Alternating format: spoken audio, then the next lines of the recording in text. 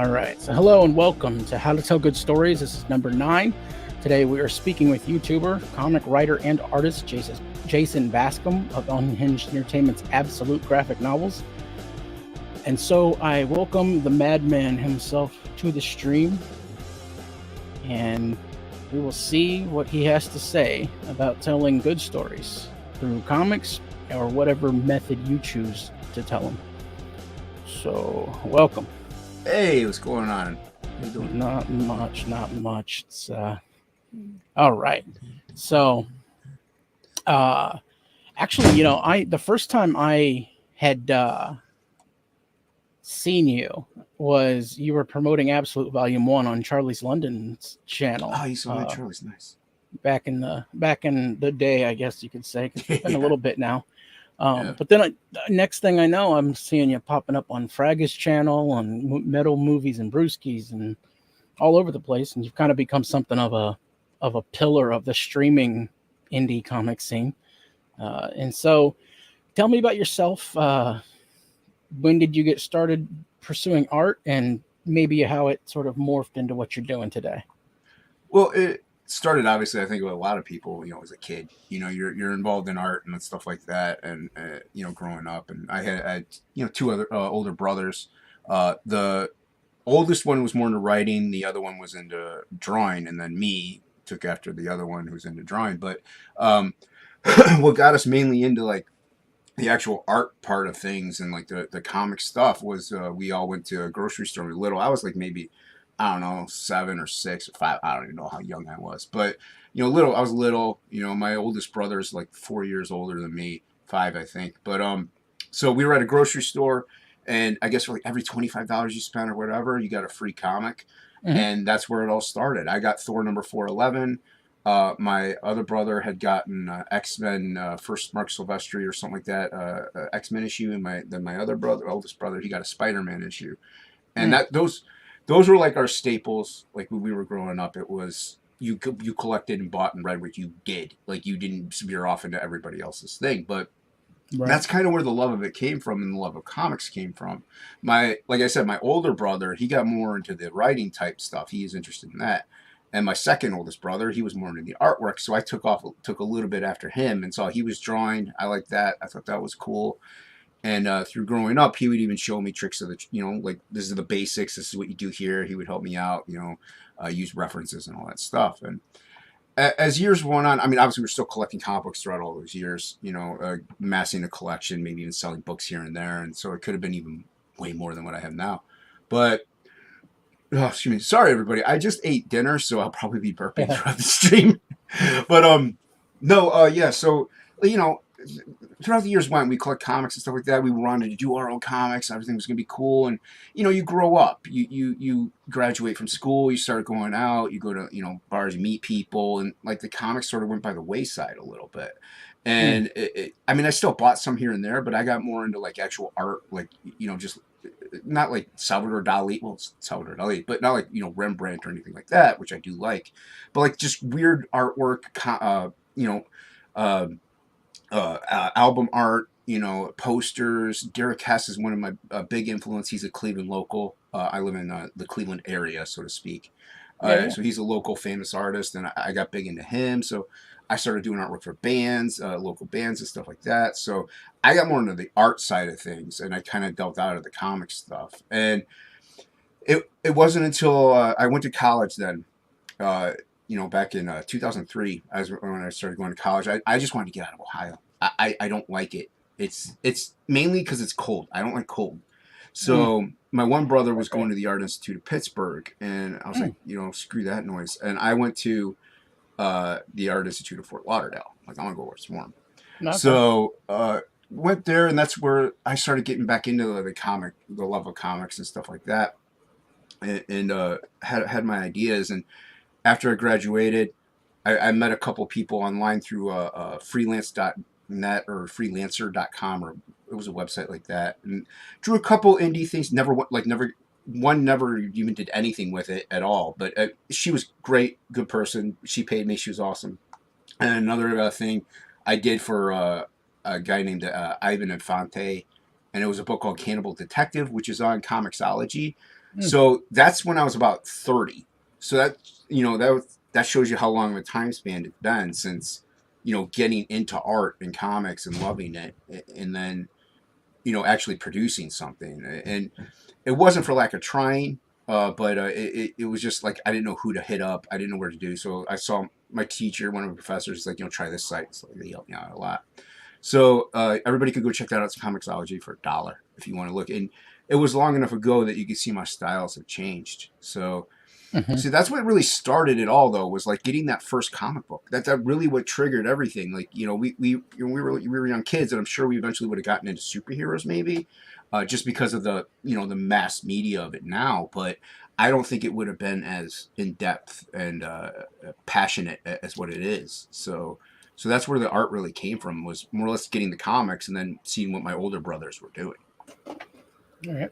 And so once you kind of, let's say, fast forward to about the time you started thinking of Absolute and promoting and getting kind of connected to people in, again, the streaming scene. Uh, how did you go about that? What was kind of the first thing that brought you about? Uh, Frege.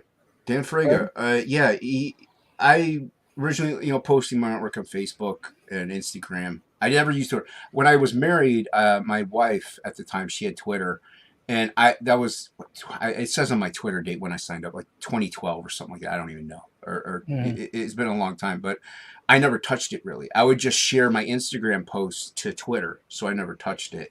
So I didn't know what was going on with all this comic stuff. I just knew people posted their artwork on Instagram and Facebook, and he liked it, and that was Bob's your uncle. So Fraga would end up, or well, Frege is his name, right? Yeah, yeah. He would end up streaming live to Instagram, and I followed Frege early '90s on up. I have Hmm. comics signed by him. I loved his work ever, from day one, and I was like, oh, cool. Wow, Dan Frager's streaming. I'm like, you mean I could talk to Dan Frager? This is so cool. So on Instagram, I would hit him up. He'd be live with Harrison in the back seat, being all crazy. And I asked him some questions, which I got answered. I'm like, oh, Dan Frager actually answered my questions. I thought, I was nerding out. And then uh, found out he through the Instagram stuff that he was starting his YouTube, and I knew he had YouTube because I found Couch Doodles before Hmm. then, and just saw like he had the Imagineers, the Imagine Ninja, and stuff like that, and like little tutorials about how to stream consciousness drawing and all that cool stuff. So I even knew about that. I'm like, oh, so he's gonna be streaming though. So it wasn't until like a week into his first.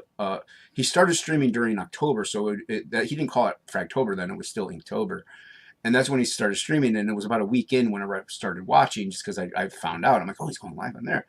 So like every night I'd come home and from work and listen to Frege and just join in on the chat. That's where I met a lot of cool people. So that's what got me into the whole indie scene and this side of it. Absolute didn't come until it came a little before then. Actually, Absolute was something I wanted to work on with my brother. So I drew a page. I drew just a page because I wanted to work on. He had his own ideas, and I was like, yeah, I'd rather make something together. So I drew a page, and he was like, yeah, I don't know what to do with this though, man. I don't know, have any idea. So I'm like, all right. So I just went with it, and I started just drawing page after page after page. I really didn't have a full-on story in mind, or like I knew it wanted to be. I wanted it to be initially steampunk actually, and it ended up veering towards more like an alien invasion story that took place decades later or centuries. Whoever knows? I don't specify time. But anyway, Right. yeah. So it takes place later, but th- that was supposed to be like a project between my, so that's where that started. That was like maybe a couple years before I even started watching Frege in the YouTubes, and I even had like the first issue and a half done before I started watching him. So the Absolute came before it, but the actual book and the idea of going on the Indiegogo and crowdfunding it and all that stuff, my comic shop had suggested doing either Kickstarter or Indiegogo. And I'm like, I Hmm. don't know, man. I really want to go through Image. Like I grew up with Image. I love Image. And, then, everything happened with, 2020. So, and then I was listening to Frege and he was like, he was telling people, if you want to do something, you should do it now, and all that stuff. And if it wasn't for Frege, I mean, I probably would still be in here, but I wouldn't be as far along, He really, Right. he's like I consider him a mentor in a way. He Mhm. really ushered things in for me, and I'll be eternally grateful for the man forever. So yeah. Yeah, that's awesome. And so that's one of those. It's sad to see that in some cases, because some of the most talented artists or musicians or whatever they are you'll ever meet never get that opportunity because they're introverted. And part of what makes them so good is that they like to sit in a room and do their thing. Hmm. But unfortunately, the way you get out there, the way you get seen is just by going out there and making your presence known. Right. It's like if you don't go in there and talk to people in the chat or make comments, then Yeah. nothing happens. So Yeah. that Uh, that's no, go ahead, man. I was gonna say that's just the nature of the beast, unfortunately, that Yeah. a lot of people have to get over that hurdle, or else you can be making good stories or comics, but nobody's gonna see them. Right. And I was kind of fortunate, like I said, I kind of stopped with comics early on, and I started going out, and like I was a nerd in school, Mm, marching band, all that fun stuff. I wasn't a lady killer, but I was a short, chubby kid. But when after like more towards graduation, after graduation, I got worked in a stock room, got a little more in shape, gained a little more self confidence, and I started like dating. So I actually went out and started talking to human beings. So that right. kind of helped. And plus, I would even go like one of the big thing we always did was either we'd go to the bar and then go to Denny's, or we would just go to Denny's and I would just sit there with my sketchbook. So from the get go, I'm like drawing while I'm interacting with people around me and stuff like that. So I was kind of fortunate in that I'm kind of an introvert extrovert. Hmm. I don't really like interacting with like people outside unless I choose to. You know what Right. I mean? Like if it's my decision, then yeah, I'm more than willing to talk to somebody and we'll have a good time even. But or I want to learn more about them, but I have to like really be wanting to do it. So like I wanted to go out to the bars and hang out, and I wanted to go to Denny's and draw and meet other people, and it was a great time. And then that translated then into coming into the chats because logging in those first Couch Doodles show, even I was just in the chats for a while, and I would say hey to Christopher John, Death Metal Hero, Lord Crackhead, and that's how I got to know a lot of the people that I know today is because I was fortunate enough, pardon me, to be able to like extrapolate and be like, oh, these are people that are actually interested in stuff I'm interested in too. So Hmm. like Death Metal Hero was definitely somebody I want to talk to because he's Death Metal Hero. I like metal music, so it was like an instant Right. connection. So yeah, but you got to get in those chats. You got to get comfortable Right. talking to people. Like this is a whole different experience in it of itself because Hmm. you can get on a stream with like two people watching, and you can get on a stream with like 1,500 people watching. So you you have to get used to this interaction, and like even when I stream it's like that. It's two to like maybe 10 people, and that's great. I'm comfortable with it. I got lucky enough to be in a couple Ethan streams when he drops the link in it, and even then I'm like, oh man, there's like 1,000 people watching. Right. So it's a little, even still it's nerve wracking even after I've been doing this for a while, but you have to get comfortable with it, and especially if you want to launch a book and stuff like that. So, and I encourage. Who was it that said it? Was it Bancroft or somebody where they were like, they more fan channels should happen, and I do agree with that. We need more fan channels too, Yeah. because that's why we do this. So Yeah. yeah. And the fan channels provide feedback, and I think Hmm. that's one of the things that's happening is that there you have people review comics, but a review is very one time. And sometimes if you get to hear the fans talk for a length of time, own storytelling, you can kind of say, this thing that I was doing, maybe that's not going to hit. Maybe somebody else, you overhear someone talk about Hmm. something and you're Yeah. like, you know what, that's just not going to hit. Maybe I just cut that and go another direction with Yeah. it. Yeah, and So, I do love it. Like Amanda B and Jim Cox, they have a channel. I can't remember what it's like. It's something like critical or creators gamma. I can't remember the name. I feel so bad. I always forget. But I like it because they go over a lot of the times they'll go over campaigns that aren't funded yet, and mhm, they'll talk about what they like and what they don't like, what kind of works, what they think works. Now, granted, these are two people, and they'll have like some people in the chat that will comment too. But you take all that into consideration if you're one of those campaigns, one of those creators, even if you're not, even if you're fully funded and you're listening to them, you're like, oh, I do that though. And then you're like, okay, mhm. well, this is something I shouldn't do then. So I love having the fans having their channels, and I love being able to have them even hit me up and be like, hey, like Twitter or wherever, DM me. There's a guy who regularly even hits me up on Facebook. But like some people hit me up like, hey, this was kind of meh, or I really love this. And that's awesome, to get that instant feedback, because Mhm. if anything, even if you're like, hey, I didn't, I preferred the way you did it this way over this way, then you're like, okay, well, I know what to do for my next thing then to maybe help it out and make people more interactive with it. So it's Right. great. Like this is awesome. Yeah. Yeah, and it's rough, but I think a lot of people with getting out there are going to have to just be a character, because I think that's one of the I was talking with someone the other day, and they were like about how the big channels, and a lot of people who really fund are all characters in and of themselves, but they all tend to be the ex-comic pros. And I said, well, I have a feeling that's because back in, 10, 15 years ago, if a young Shane Davis wanted to really make enough money to support a family, and get married, he had to go to 30 conventions a year and Yeah. talk, no matter how introverted he is.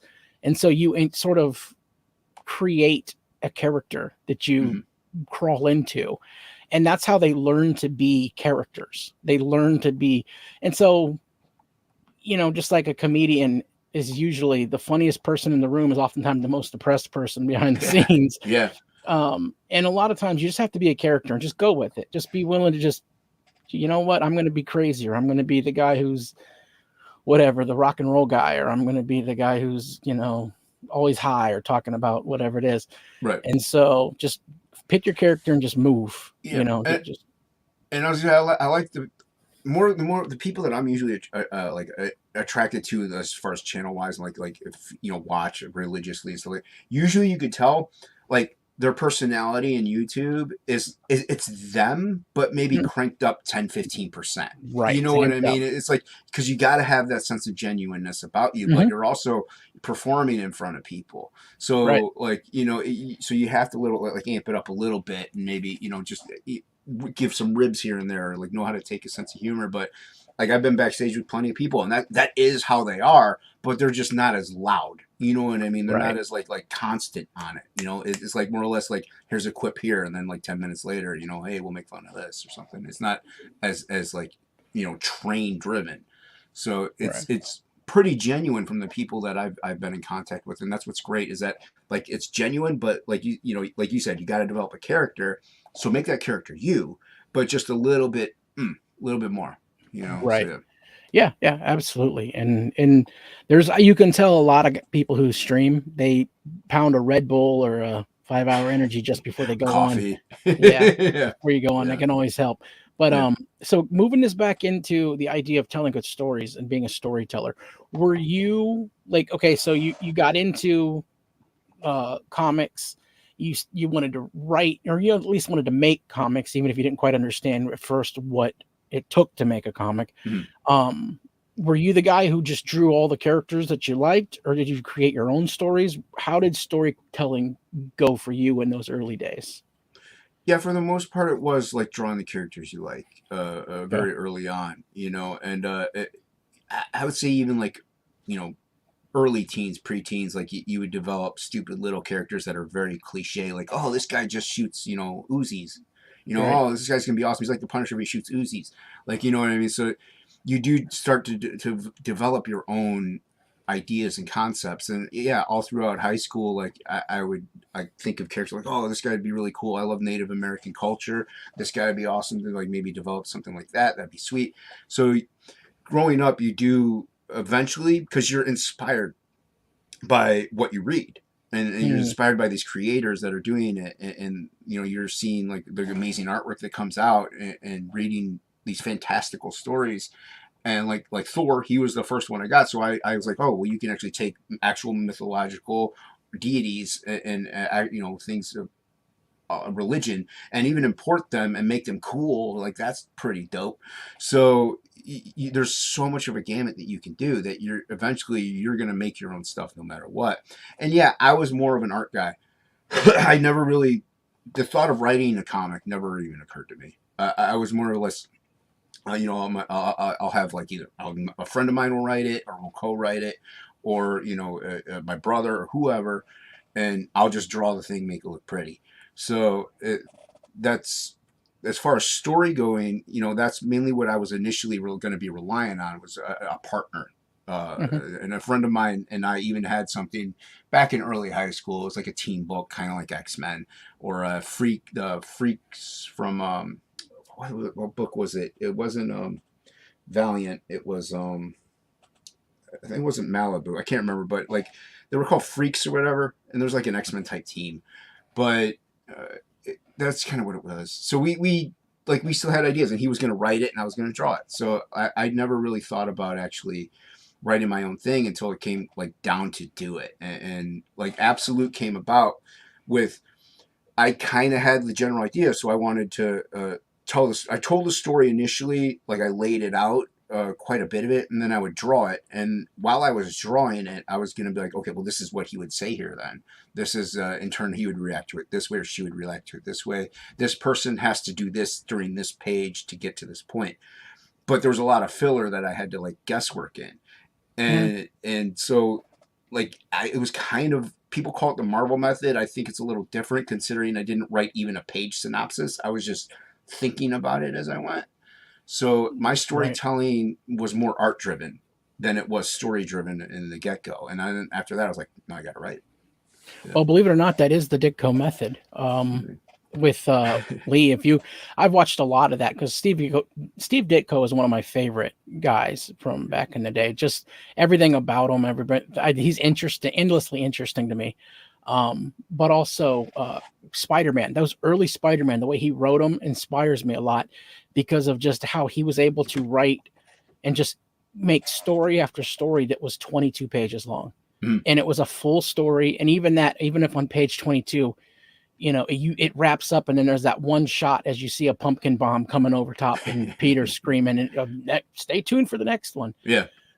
It was just great storytelling. I was a Kirby guy. So yeah. Oh, I like Kirby too. Believe me, I'm not either way. I'm not, I know some people say it's one or the other. No, I think they're both amazing. Yeah. You gotta look at both of them. I mean, you can't, if you're just looking at one, you're robbing yourself of pleasure. Ditko, there was a certain level of simplicity in everything he did that just makes it, especially when I was younger, my child brain was like, yeah, that's right. That just makes sense right there. Right. But so that's what they would do, is Stan Lee basically was like, give me the idea for six. Say, great, give them to me and I would write the dialogue. So he'd go off and just write them, and he would write them as he went, baby. Just just next panel. Well, to me, it works. Like I said, I never would have thought thought about writing a comic. So it does work anyway if you're an artist, because that's what you think as far as storytelling. You think in angle and panel format and layout. And so to me, if you've never done it before, but you're going to be a one-man show because you can't afford a writer, to me, that's the best way to go about it, would be to like panel it out, lay it out, and then draw it, and that way you can get your beats in. And because you still think that way as an artist or writer, you think in beats anyway. So or you should think that way. They're scary, the number of writer or artists, even at some of the professional, the big companies, that they forget or just never realize that if someone enters from the left side and the next panel, they need to be somewhere in relation to where they entered the room. Yeah, exactly. And I kind of, like, somebody pointed out to me, like, when you in Absolute Book 1, when she throws the dagger, she probably should have been coming from the other side, but it still worked the way I did it, just more or less for like flow of panel more than anything else, because things were facing the outside page and it would have worked either way. And I was like, yeah, I guess you're right. But yeah, you have to know where your characters are and where they're going to go in spatial recognition. You can't just teleport them all of a sudden if they don't have teleporting capabilities. Yeah. So yeah, you have to think in that regard. Yeah, and you have to be willing to break some of it, like that flipping your perspective around to where that. I do appreciate, oddly enough, when an artist is willing to like that, let the panels flow. So like that, the dagger's going out, away. Well, that's the direction of the story. So if you got your pattern going, it needs to go that way. I'm fine with that as long as it helps the story move. Right. You know, Yeah. that, as long as it's not too awkward. But Yeah. so, did you end up so with Absolute? You know, what did your brother first write it, or did you just after you guys were working? Did it you just say, "Well, I got to take the helm on this"? How did that come about with you being uh, writer? No, I drew that first page, and it was like if you have Absolute Book One, you know what it is. If not, it's a guy like standing there, a little narration, then he's walking through like a city, and then he takes out a cigarette and he lights it. And I told him like, hey man, let's make this like a steampunk thing. Let's like do something pretty cool with that because this guy kind of looks like a steampunky character. He's got the goggles and everything. And like he sat on it for a while. He even researched steampunk. He's like, you know what? He's like, I just don't understand it. I don't understand steampunk. I don't get how it works. And so I was like, that's fine. And he also really had his own comic idea that he's super passionate about. And really, and I'm like, I want to do something, that we both come up with. So he just passed on it pretty much. And I'm like, I really like this character, and that's what it was. I just really liked that character. I liked the way he looked. And I like the aesthetic of it because I was going for like a Frank Miller Sin City vibe at first anyway. And it totally hit on those heads. So I was like, all right, I'm just going to run with it then since he didn't want to do it. He wanted to do his own story. And that's fine. And he was okay with it because he was more than willing to just do because he's a writer. So he's more than willing to just do his own story in a book format, novel format. So he was going to do that. So I was like, cool, man, you do your thing. I do my thing. And so, yeah, I just took the helm outright the gate. Okay. So like let's looking forward. So you have a next thing going on, the next thing, whatever it is, and you go, okay, it's time to write this. I have ideas in my head. How do you start? What is like the first thing you do? Do you start building the rest of the world out? Do you start plotting it? Do you just say these are my bullet points of things I want to happen? How do you see yourself writing as you A move lot of forward? it is outside influence and inspiration. Like I have an idea for a book just because of a song, Right. and a lot of that will just click in. Like I'll hear a couple lines, or just because I'm visual. So whenever I hear like a song, and usually sometimes that is the way it works, or even watch a movie, like something will just hit my head of a scene, and I'm like, oh, that would be so cool to draw. And then I take that one scene, like, well, what happened with his backstory? Where is he going to go in the future? Where is she going to go? What is this thing that they might encounter? What weapons do they use? So it all starts from a still image almost in my head. And a And you lot of build the that, story out. I build it out from that one Okay. little flash that I have. And I still like, and mind you, these are songs that I hear all the time, but like, I almost never forget them. Like I don't have anything written down because Right. although which it does hinder me sometimes. But yeah, I'm like, oh, this would be cool. But I hear those songs enough, and it's usually music. I love music, so it's usually a song that I'll hear, and I'll think of an idea. And Absolute, like I said, Absolute didn't come about that way though. Absolute was just more or less I drew the image first, Right. and with that though, like I developed each character on page. Like I didn't Hmm. even write them out. I only have like maybe 3 character sketches that I did of anybody. So everybody Okay. was fleshed out on page. But as far as future projects and stuff, it's mainly outside influences do influence, hit me, and also my own personal life. I mean, I've had events happen to me, and I'm like, well, Right. this would be cool if I took this event in my life and just blew it up and made it like totally off the wall than what it really was, but still make it as the catalyst. So, Right. yeah, there's a few factors. Like I said, mainly it is music, and it'll all stem from like a still image. So, and Yeah. then it goes like out like in my head, and then maybe I'll sketch like the main character. Like, Right. oh, this is what he's gonna look like. He's gonna look cool. So, What's funny that you said about the using because I have used so much stuff from real life and my life and people I know and some of I used to really fancy myself just a writer. I was moving away from art because I got to a certain level and I haven't really advanced past it, no matter mm-hmm. how hard I try. And so I guess that I was kind of like, well, I guess that's as good as I can draw then. So I'll just keep writing then. Uh, and I've sent things to people, and people will sit there and say, "This right here, you got to change that because that's too unrealistic. Nobody will believe that." And I'm going, "That's the only thing in that book that was actually based on real life." like I can't even. So So that actually happened. unfortunately, yeah, unfortunately, real life gets away with things you can never get away with in a book sometimes. Right. But and you have to be mindful of that because some things do sound unbelievable, Mm-hmm. and You have to figure out how to do it. And so with that being the idea, using that, I said that on purpose because I'm going to go to review and editing what you do. Do you have somebody who looks over and reviews and maybe gives you pointers, maybe says, hey, this, get rid of that, or just, anything like that? How do you go about after you've kind of got it all down and you're working your way through? I can only go based off of Absolute 1 and 2 with how I did those. With Okay. how I'm going to do anything else in the future, it may change. All right. But with Absolute 1 and 2, I drew it up, I wrote it, then I sent it to the editor. I'm like, and whether or not I'd have to change this or that, or, reformat this, reword that, then I would go in and plug in the areas that needed fixing. I didn't send it in as like, little bits and pieces here and there Okay. because, sorry, to me, that would slow up the process a little bit. I'd rather get the whole book done and then go in and do the tweaks, because if I'm doing like 3 pages, sending them in, they're like, oh, we need to fix these. Then I have to go back and fix those. So it's just putting me further and further behind, rather Mm, than, getting like a bunch all at once and taking a day out of my time and just fixing everything, plugging them in, and then sending them back and saying, hey, did it look right? Does it flow better? Is this good? Or right. even saying, hey, I'm not going to do what you suggest, mainly because to me it doesn't flow right with the story. There Okay. are some things that are pretty concrete that I liked in Absolute that Shalise Tonks is my editor, and I don't know if I'm supposed to say her real name. I don't think it matters. She's not doxing her, but anyway, she she would tell me, hey, this needed to be fixed, and I'm like, I can't. I'm like, I can't. They have to be this way. This thing has to be that way.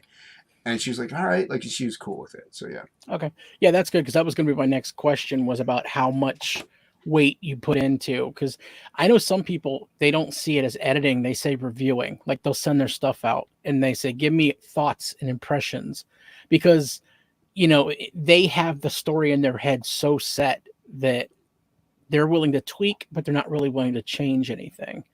And so, like, everybody's different. Some people will send it to you and say, tear it apart and tell me what you don't like, and others are a little bit, it hurts their heart a little bit for you to get criticism. Right. And so they don't want that. They'd rather you just review what they do. Yeah, no, you gotta be like, even if it does, and it does hurt. 'Cause it's like, look, it took time for me to do this. It's like, Yeah, you and did then you're that. telling me it's wrong. Like, so yeah, no matter what party you hears it or how and I am, you're still gonna be like, oh man, I got cheese. Yeah, I'm so angry. But you got to be willing to. That's positive criticism. That's right. that's something that everybody needs to learn, because I hang out with creatives all day. In Discords, they'll be drawing, and be like, hey, what do you think of this? I'm like, dude, that's terrible, you should fix that. Oh, okay. Yeah, I'll be mad, I just spent like a half hour doing something, I gotta fix it. Hmm.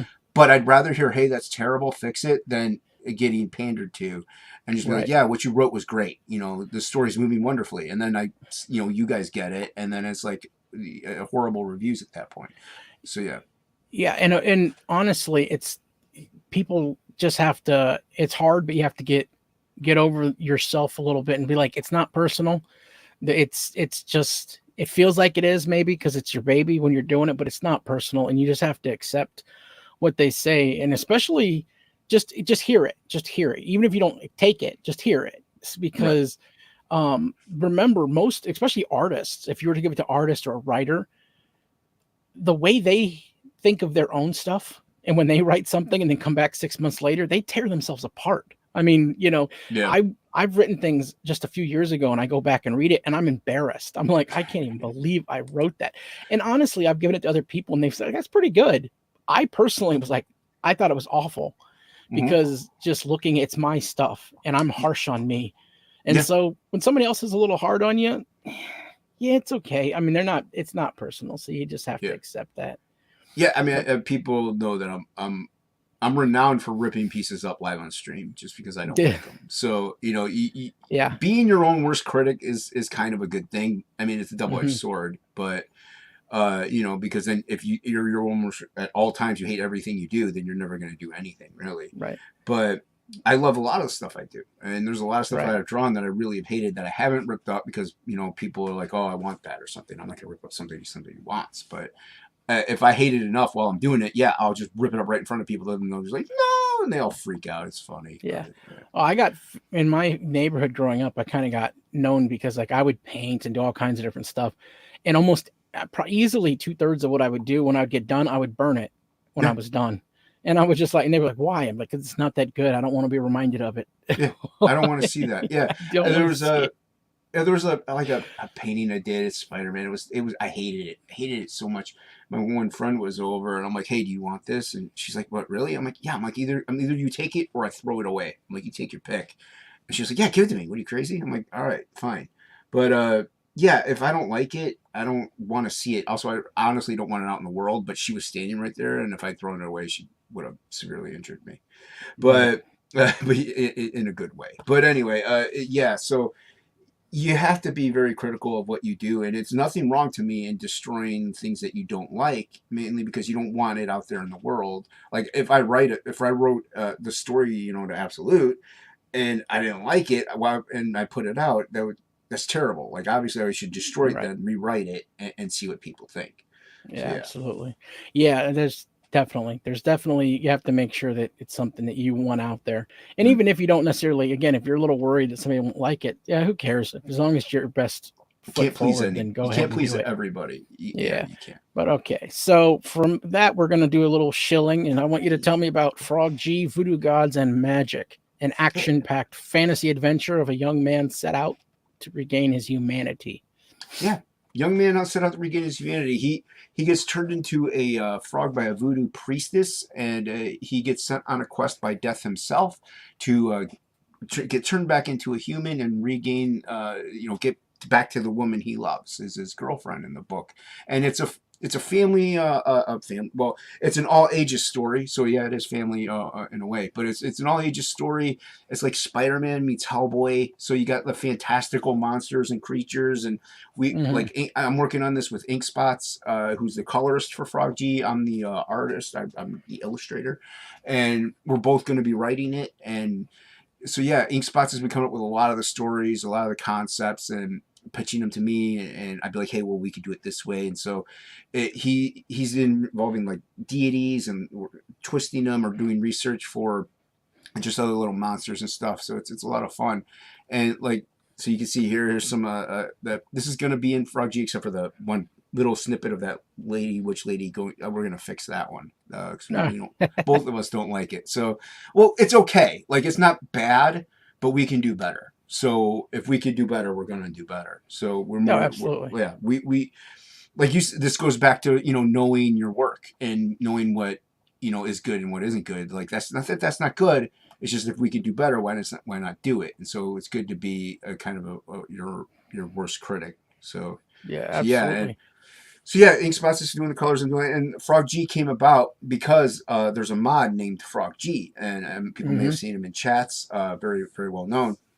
And he backed Absolute Book 2 at the Get Affected tour, Become Affected, and in Absolute, people were affected and became monsters, stuff like that. So he became a trading card. He was like, hey, I want to, I was like, I worked with him with it, and I was like, hey, what do you want to be? He's like, I want to be a frog. He's got to be a mechanic. He's got to have a goatee. He's got to do all this stuff. I sketched it up. He was like, yeah, that looks great. I drew it, sent it to Ink Spots, and it just blew up. It totally blew up. Everybody Mm. loved it so much, that trading card, that they wanted a book. A few people were saying in comments, this needs to be a book. This needs to be a book. So it just stemmed from that, and that's Death right there. He's got like these butterfly moth wings on the side of his head. His eyes are shown shut except for his third eye, and instead of teeth, like he's got eyeballs, and they all come down so he can like see at every angle. So they kind of come out of his head, and he also has Mm. like bat wings and stuff. These tentacles come out from like his cloak. It's really cool, and Right. he's the one that sends Frog G on his quest. And this is this is a little snippet here because we did a lot of promo artwork as well as pages. We did a couple pages for this too, but the guy that you see on the way far end, like the screen's right, that's Sarnunos. He's the main baddie. So he's going to be the main one that Frog G has to take down eventually. So yeah, it's a like I said, it's an It's all ages awesome. story though. Yeah, it's all ages. Like you could be 13, you could be 80, and read it and have fun reading it. So Right. yeah, and And that's honestly, that's one of those things that I think believe it or not, I actually think some of the best stories are a little more that way, because I think when you have to kind of, as odd as this is, and I'm sure some people say, "Oh, you're the Christian nomad," so of course you think to limit yourself. But I think that when you do put up guidelines, it helps you know where to go. Like how far is too far or Right. whatever. And so you know that you can. I mean, come on, we know kids. We know remember yourself at 8 years old, Hmm. and there was just a little bit. You opened up the comic book and Mary Jane was in a towel, and there was just a little bit of extra cleavage, and it was like, Right. that's Yeah. that's still family friendly. That's still It age still is. appropriate. It's Eh, not right. And ridiculous. that's something then that the 20-year-old reading it could be like, oh, you know what I Yeah, mean? So exactly. yeah, Right. exactly. And like with Absolute was kind of like that. Absolute, I knew I wanted it to be like PG-13. I wanted Right. it to be no harder than Spider-Man's Torment series. So I didn't Okay. want to Yeah. like I made up my own swear words, but they're not actual swear words. So they're Yeah. kind of okay to say in a way, but I wouldn't say them around your parents anyway, kids. But with Frog G though, like if let's say a swear word that might even be there, he might be like, "What the?" and then dot dot dot. You know what I Right. mean? It would be like it just because it doesn't need to be more than what it is. It's a fantasy epic. It's Right. it's if you saw the trading card, you can see some of this. Like there's a like it looked like a fairy tale wooded area that he's in, and like Mm. Inkspots, yeah, he killed it. He's like, man, I wish I could replicate that. I'm like, I wish I could replicate the drawing, so don't worry about it. But uh, it's still we're having a lot of fun. And right now we are 8 pages drawn. So we have Wow. 8 pages drawn. I think 6 are colored or 7. So yeah, and people who sign up on the mailing list, there's so much stuff you get. You get a lot of great stuff. You get a trading card, a foil trading card that'll be in a secret perk. You get discounted feature tier perk or whatever that the trading card's in. You get man, I'm trying to remember. You get the PDF of the first 6 pages, I believe, written, everything. So you get it. So you could sample it and be like, "Ooh, I do like this. I want to back it." You know, uh, Cool. there's a lot of stuff. If you draw Frog G and you're on the mailing list and you enter it into a contest, you get a free book. If you win, you get a free book. All right. Yeah, there's a lot of stuff. A lot of stuff. I'm probably forgetting something, and I apologize in spots if I am. But the story itself is a lot of fun. Inkspots he's been doing because I've been drawing and creating a lot of the not creating but like the visual aspect of some of the characters or retweaking them and stuff like that. And he's been like researching mythological beings and cross referencing them and be like, well, what if we? It's cool if we do it this way and like we'll bounce back off each other. And the great Hmm. thing about Frog G is with the way we're doing it, I'm the line art. So I'm drawing like foreground, some background here and there, very little background, a lot of foreground or key elements that are in the panel. Inkspots will come in and color it. He'll add his own background in. He'll add the atmosphere and everything Hmm. like that. I don't. I send him. Oh, dude, do your thing, and he will lay out the pages. And when I'm laying them out, it's my chicken scratch, and it'll be like pretty much like just stick figures at a side angle. I'm like, don't worry, dude, it'll look good. And he's like, yeah, dude, I trust you. So That's it's a awesome. yeah, it's a total fun project, man. I, This is I'm glad to hear the back and forth and the cooperation going on, because with the indie and everything, that's really awesome to see. Because I there's a lot of projects that are coming up this next fall, especially that I've heard that people are collaborating, and they all sound really good. It's going to be unfortunate because I'm not going to have enough money to back yeah, like same here, man. 80 projects, It's but ridiculous. it's great to see you guys going together. And Inkspot Mhm. seems like he can work with anybody, so I Yeah, can imagine. well, when I saw his stuff, it was on Cash Grab. It's on Cash Grab, and I loved it there. And then I saw what he was doing with Charlie's London, and I'm like, Hmm. man, this guy is sick. And I saw him on Jimmy Reyes's Dragon Rage. He was on Jimmy Reyes's channel, and he had Hmm. colored a Jimmy Reyes piece, and just it was a dragon. So I'm like, man, there's like translucency here. I mean, this guy knows color theory. I Hmm. mean, man, I'm like, this guy's sick. And I really wanted to work with him after seeing that. I'm like, and that's why during the Absolute campaign, I had asked him to color the Frog G card, not just because of that, because I also wanted some heavy hitters. Like I said, Cash Grab's known product, Charlie's London known Right. product. He's got his own thing going to be coming out. And Hmm. then the other card was backed by a guy named Nefarious. So everybody knows the Maverick, Global Frequency, that guy. And he did a dragon. I had Matt Yaki color that one. So I Oh, wanted okay. some heavy hitters on Absolute too. And with Frog G, we're doing the same thing. We're getting some heavy hitters, or at least, especially our friends that are like insanely talented that we Right. think deserve more light. So yeah, so you're gonna want to back. Everybody's gonna want to sign up for this, and you get a lot of great free stuff.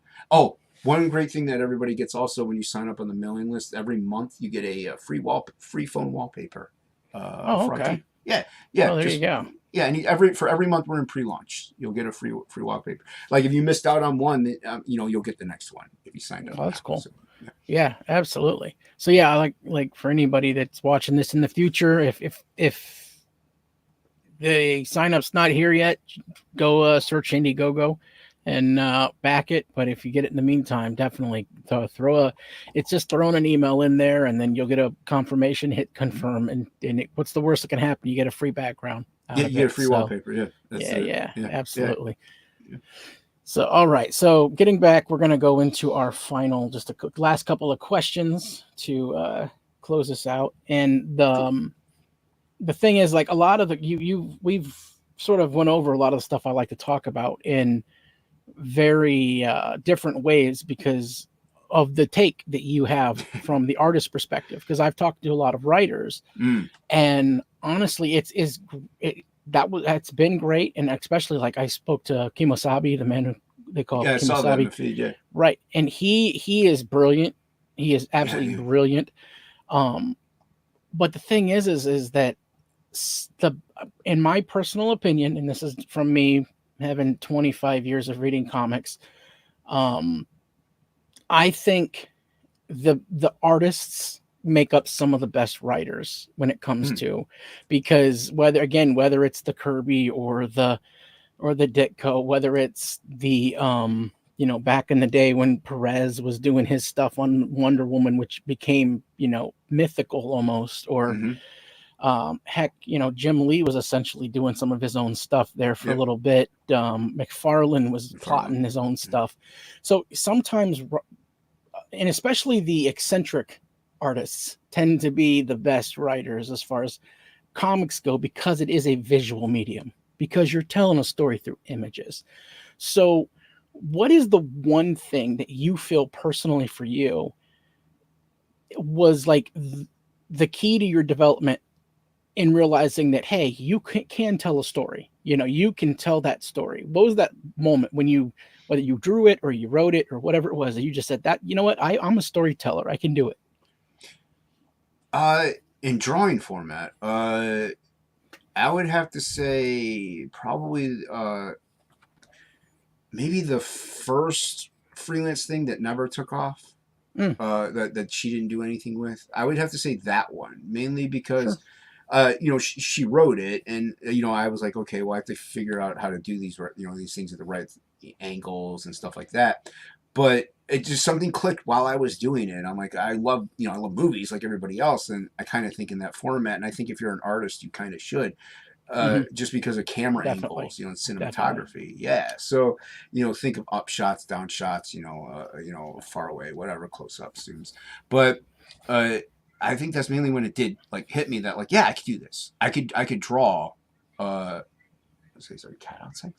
I could draw, storytelling adequately. Like, and is it really good? I don't know because I'm doing it. You know what I mean? Did the client like it? Yes. So in that part, that's all that I really was worried about, was pleasing the client. Now, as far as like further on with writing goes, honestly, man, I still don't think I got it at all. Like because I'm so new to it, Hmm. I, it's not something that I really studied. It's not something like, yeah, writing classes in school. That's it. But it's just like I still don't think it's there. It just because it's new to me. With drawing, I've been doing it so long that I just think it kind of clicks for me. Okay. It's just something. Like I said, I think we all love movies, and especially as an artist, you're mainly focused about, oh, look at the pretty things. So you kind of remember like, hey, this is what they did with this movie, and you keep those key frames in your head. And also a little bit of it comes into, also I had a little bit of animation classes and stuff in college, and that helped too with keyframing. But yeah, as far as storytelling goes in that regard, I kind of knew it clicked with me during just that first one mainly, and even the second one, the Cannibal Detective story. I would send him the stuff and like the pages as I would go, just because you need to verify if this is what you want. They almost never told me to change anything. Like if anything, it'd be like maybe more people or less people, but they never were like, "Hey, this isn't flow right, dude. What are you doing?" So I just kind of was like, "Okay, I could do that. I can do it." So yeah, Well, that's yeah, there you go. I mean, that's good because, again, I hope that people who are watch this or whatever, and I'm gonna probably cut it up and throw it on TikTok and stuff like that. nice. Um, and so hopefully they'll get that inspiration to say that, here's somebody who's put out two books now, who's funded them, who, I mean, let's face it, even at the number, what you've done so far is what more than what most people do, because Yeah, most people will have the idea and they'll never actually get it out. yeah. And you've done it Well, twice now. even still, even at the numbers that I got, I was like, wow, I was blown away. Hmm. Especially the reception of the second one. The first one, yeah, but once the second one hit, and I just saw all the support coming for that one, I was like, wow, Absolutely. it's humbling. And so for young writers or for those just starting out, because I've actually helped somebody who was in their 60s write their first thing. It was a woman that Nice. she's like, I never thought I could tell a story and this and that. And I just was like, you told your kids bedtime stories, right? You made up things and nursery Yep. rhymes as you went with your. I'm like, you can tell a story. I'm like, just Right. so I always make the case for everybody. If you've even thought about writing, if you can verbally tell a story, you're a writer. You can tell a story. That's all that's important. So I always make the case that how do you start as a writer? You just tell stories. You Right. just pick a story and you tell it. So for you, if you had somebody in front of you saying, "How do I get started with this? What do I do?" What would you tell them? Like, is the thing? Would you say movies? What would you say the thing is? It just get inspired and then write. What would you say? What would you tell them? Well, I wouldn't. I would ask them what they're passionate about first. Okay, right. Like because if they're passionate about medieval fairs, I'm like, all right, well now you know a basis where you can start. Hmm. And then now think about all the movies and books you've read about medieval epics, medieval fantasy, Tolkien, all that stuff. Look at those. Learn. Did you play D&D then? If you're into D, if you're into medieval stuff, did you play D&D? If you did, then you kind of already know how to be a character, how to not be yourself. Because when you're Right. writing, I mean, everybody inserts a microscope of even no matter of like themselves in something, even if it's the way they like use the word and so much. You know what I mean? Like there's a little Right. bit of everything. You have a total insane villain. I'm not saying you're that insane villain, but I'm saying maybe he's wearing. You have like, oh, he has blue eyes. I have blue eyes. I wrote him with blue eyes. There's something that goes in, but.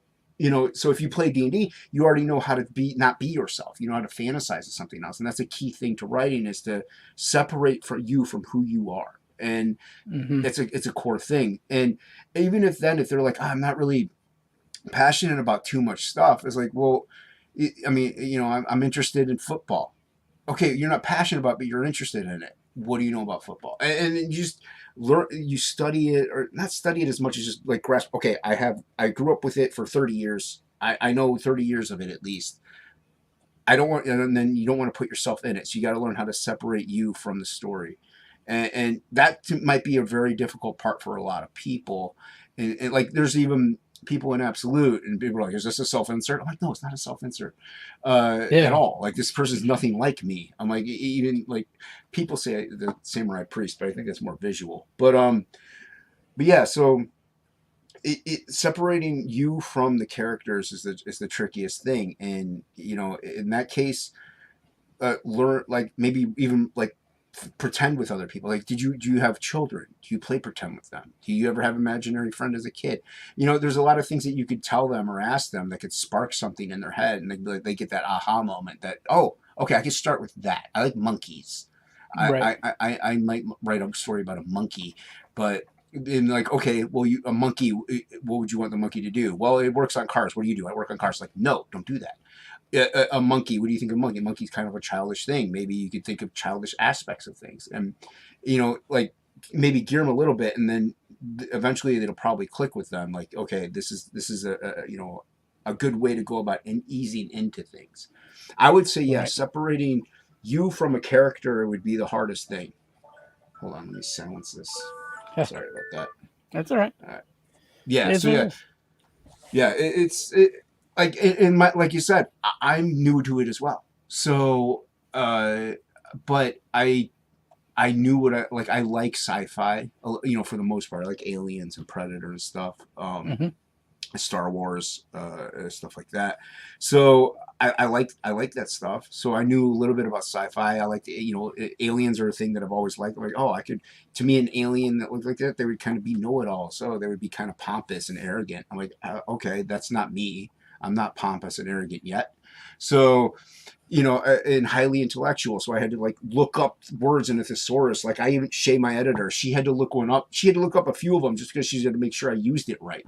So I don't know those stupid words. Like, what? I'm not that smart. So you got to learn to separate yourself from things. And I would, if anybody's new to writing, I would have them definitely like have people review their things, and almost edit it, but more or less review it in the process of when they're doing it. Just Right. because, like I said, like I don't know those words. They're like, oh, well, you're using a very simplistic word here for a highly intelligent man. Maybe you should like do this method, and you can help them out a little bit. You're not telling them Right. like what to write, but you're telling them a better way to go about things. So, Yeah. and eventually And they'll take it on their own speed. and again, the thing is too is I is as I say over and over again, write something short. Write Oh yeah, write if you just write. And again, this is the thing. Hemingway, Ernest Hemingway, who's a lot of people say is one of the best writers. He was really great. I don't think he's one of the best. Not my, like I think he was good. He had his points, but he actually won a bet because he said he could write a full story and get people to want and make people feel an emotion in 6 words. A full story. And here's what he wrote: for sale, baby shoes, never worn. that's good. It, That is it that tells a is good. whole story That in yeah, it just those does. 6 words. If you can do stuff like that, that's it. I mean, that's a story. You can That's a take that and story. extrapolate the whole thing out from there. Yeah. But that's a story in 6 words. If you can tell a story in a sentence, then Yeah. you can tell a story. Yeah. Yeah. So, And that's what's great. And that's another, like, even that in regard to storytelling, it's like people sometimes like to have things wrapped up into a nice little bow and finished. It's like, that's not a finished story, but it's a finished story. It's mhm, like you could, like you said, you could extrapolate it for what it is and just go with it. And like those simple 6 words can make you think of a whole novel. But mhm, it's all in your head at that point. Like you are writing right. your own story out of those 6 words. Right. So yeah. And that's a big thing is like, again, I tell people to get inspired, but the way you get inspired is you inspire yourself. Mhm. You just come up with it, but then you do it because you'll never do it until you take the first step. Yeah, Until you take the first step. and there's a lot of people who tell you just start typing, like just start typing Mhm. anything, just random Mhm. words, and eventually something will flow out of it, and you'll get into a groove. That's another method. There's a lot of tricks, and I do advise as well. Yeah, maybe a short little story, and then giving it to like an editor and be like, hey, what do you think? And then they can ease you into stuff. But yeah, it's a Right. good tip too. Absolutely. So with that, I'm going to we're going to wrap up the show because you've given a lot of good ideas, especially from the artist side of things. Because like I I said, I try. respect artists a lot. I respect the ability to tell stories with visuals. Um, there's a couple of artists out there that you could take all the balloons away and all the words away, and you can still know what their story is just by looking at the art. And that's Yeah. storytelling at its Well, greatest, right there. that's something as an artist you should probably try to aspire to anyway, is telling a story in comic format without the word balloons. That's why like Hmm. Sin City, Silent Night, Deadly Night. Frank Miller did it in that one. I think there's word balloons at the very end, but it's just like Nancy, let's go home or something like that. But Hmm. like the whole book didn't have words in it. They told the story just fine. And I know there's other stories out there like it that I'm blanking on right now, but you should But be able to do that as an artist, as a visual, to tell a story without that writer. Now, granted, if that writer's there, he can also help you. He can be the one who's writing like panel 1 they do this, panel 2 and he can guide you through the story. So, you can both do it. So Yeah. Larry Hama used to write a GI Joe that's who it was. comic every how many ever issues that was fully silent. Yeah, That's who it was. Yeah, it was really good stuff. Really good stuff. But so with that, where do you want people to find you online? What's the best ways to keep track of you? You can find me on the Twitters at Unhinged Ent. YouTube, Unhinged. Unhinged Entertainment was just too long. And that's the main places you can find me are there. I mainly whatever I post on Twitter is what I post on Instagram, which I'm on Instagram, Jason Bascom. But whatever I post on Twitter, I post to Instagram, Facebook, and I think I'm on Getter or whatever. I don't know, man. But like I said, mainly it's Twitter and YouTube. I try to stream on YouTube's Tuesday nights. Death Metal Hero and I do a show called Topicless, where we bounce off of each other's channels. So I hosted this last one Tuesday at 9:15. So the next Tuesday is going to be on Death Metal Heroes channel, and it's a draw talk stream. That's all it is. Now, if you are watching this, and let's say you are do have the Christian ethics in mind, buyer beware, because we get a little dirty, a little gross, a little immature. So listen at your own risk. But it is a draw stream, so you can even mute it and just watch us, go at it. So and that's mainly what I try to do with on my YouTube channel. Is I try to just focus more on artwork, because that's what I'm passionate about. It's what I love.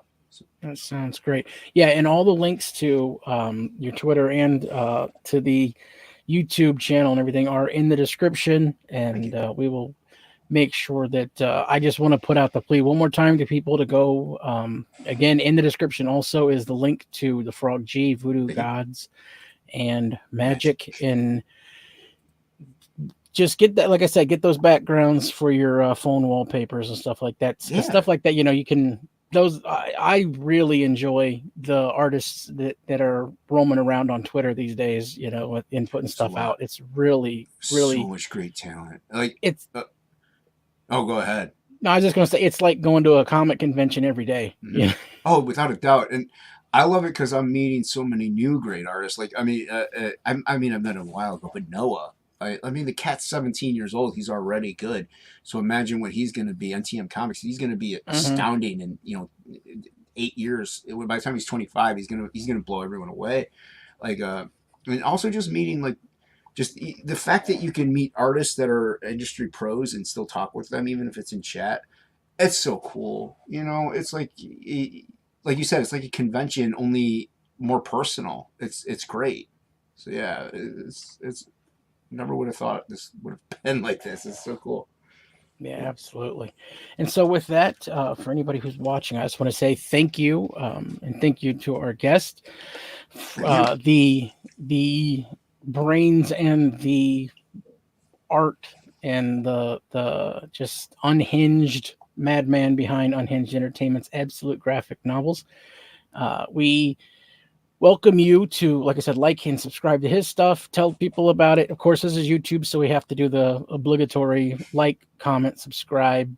Tell your friends by sharing it. It does help, but you know what? Be honest with you, I also insist that if you hated it, please, I insist that you go ahead and give it a thumbs down, and you leave a really mean comment about why it sucked and how much you hated it.